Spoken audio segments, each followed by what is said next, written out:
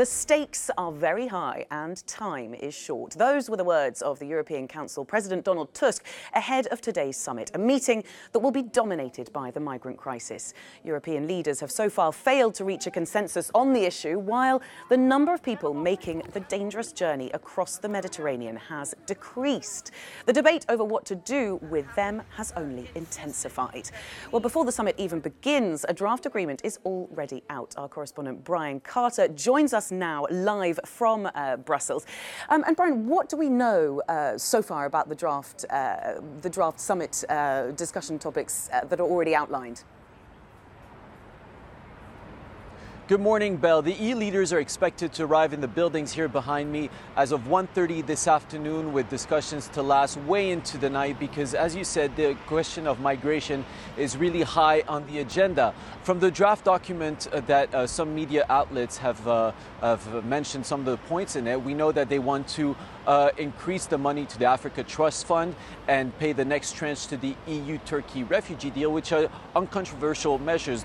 The most controversial points that they will talk about is first, the disembarkation platforms, second, the reform of the Dublin regulation, and third, the number of returned migrants. Now, first, the disembarkation platforms. We talked about it on this show. It will be these platforms outside the EU for people that have been either caught at sea or stopped on their way to Europe, where they will stay for the time for their asylum application to be processed. Now, the draft agreement that was leaked says that this will be done with respect to international law, but some human rights groups we talked to said that they have doubts about this, and they're afraid that these will turn just into mass detention camps. The second point, the Dublin regulation, this regulation that says that the first country of entry is the country where the asylum seeker should process his application. Now, nobody thinks that an agreement will be found today. They've been trying to reform this regulation for years, but some countries here in Europe, mostly in the Visegrad group, do not want to hear about asylum seekers.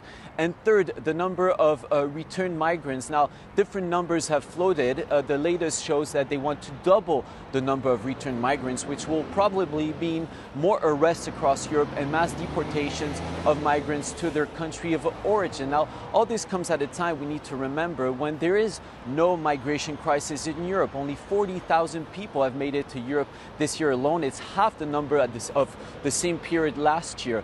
What we do have, on the other hand, is a humanitarian crisis with 1,000 people that died at sea this year alone, 3,000 people last year. And what we do have as well is a political crisis with far-right parties that are on the rise everywhere across Europe, and traditional parties and institutions trying to respond to this rise by taking measures against migrants. Belle? Well, what else should we be looking out for during this summit, very quickly, Brian? Well, we know that they will talk about Brexit, about security, about budget. Donald Tusk has mentioned that he wanted to talk about trade as well, following, of course, the tariffs that were imposed by Donald Trump on steel and aluminum. He said that apparently EU leaders need to prepare for the worst case scenario. But what we're also looking at is really the mood here in Brussels, which is really grim. I mean, if you read some of the headlines that have been published over the last couple of days, they talk about the end of the EU, that this is a moment of truth for the European Union, etc. Because we have talks about closing borders, which will hurt the Schengen Agreement, which is one of the cornerstone of the EU construction. So there's a lot of expectations for this summit, but you have to remember this is not the first time we talk about these doomsday scenario, and there were always agreements that were found in the end. But with elections coming up in May 2019, emotions run really high here in Brussels. Belle? Brian, thank you very much for that preview. Looking ahead to today's summit, Brian Carter in Brussels there.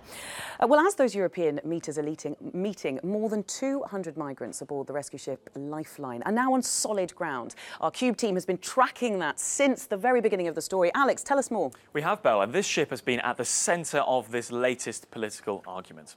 This was the scene as 234 migrants disembarked after 6 days at sea from the mission Lifeline ship in Malta. You can see here medical and evacuation teams ready to receive them. And just look at the deck, it's packed with people. The point the rescue team have made to us all along is that this was a rescue ship. It was a small vessel, had over 230 people on board. It wasn't equipped to be keeping them for the amount of time they were. So they have arrived, and in a statement, the government of Malta said 234 people were taken off 3 babies and their parents were taken to hospital, and also 3 additional adults went to hospital as well. Now, Malta is also saying that the remaining people will be processed and genuine asylum applications considered. Now, this after days of a standoff between Malta, Italy and other EU nations. Now, the agreement to share these migrants between 8 countries is being described as a one-off by the Maltese authorities. They have been very clear. They consider the actions of this captain to have been incorrect and to be against international law. That's not deterred the Lifeline crew. This is a tweet they shared saying, "Have finally arrived in the port. Donate now for our next rescue missions." So they are very clear. They are going to continue on. But we have seen growing criticism of non-government organisations, particularly this non-government organisation. President Macron said that they were playing into the hands of smugglers. So this is basically sparking the debate, not only about what European countries should do, but about what NGOs should do and how we should welcome them or perhaps dissuade them from getting involved. That's divided a lot of opinion online. Bianca, an Italian journalist, has said she's sending hugs to these migrants from Italy and she's sorry at the actions of the Italian government for not letting these migrants in.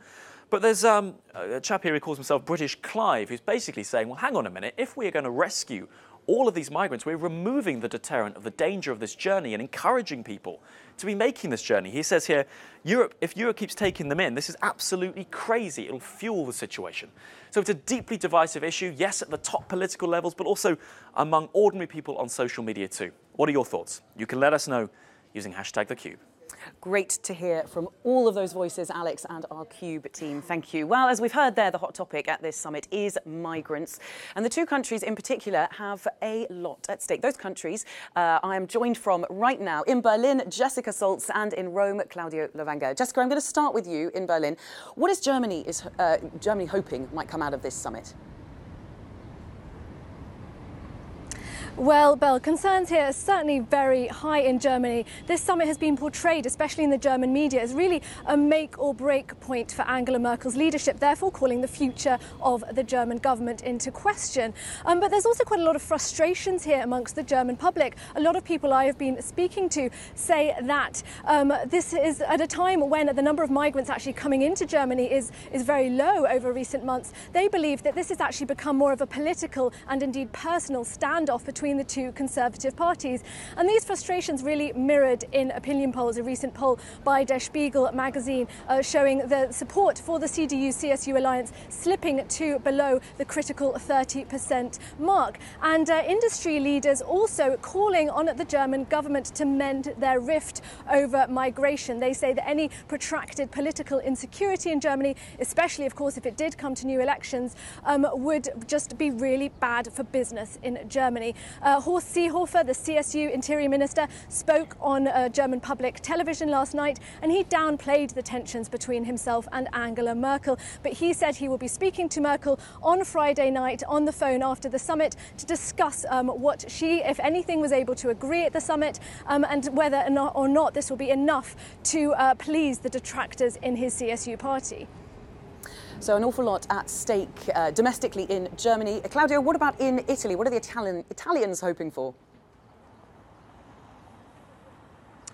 Well, Tessa, the best way to summarize what the Italians are hoping for is perhaps by using a catchphrase that Giuseppe Conte, the Italian Prime Minister, used on Tuesday in the pre-summit in Brussels, which is once a migrant arrives in Italy, he arrives in Europe, meaning that what Italy is hoping for is that European countries change the law on immigration in Europe, which, as Brian mentioned earlier, now states that an illegal immigrant that arrives in Europe should apply for asylum in the first country of Europe where he sets first foot. And that is, of course, most of the time, in this case, Italy. So what Italy has been asking for many years now is that other European countries set up reception centers where they can receive immigrants that are rescued in the Mediterranean Sea straight into their own countries rather than take them to Italy and wait for the very complicated and lengthy asylum process to be completed before they can be moved to other countries. Of course, as Brian mentioned as well, the expectation is that not that they will sign an agreement, because of course there is a lot of resistance by most European countries on this particular topic, but at least Italy is hoping for that it comes out of Brussels with a promise that they will do that.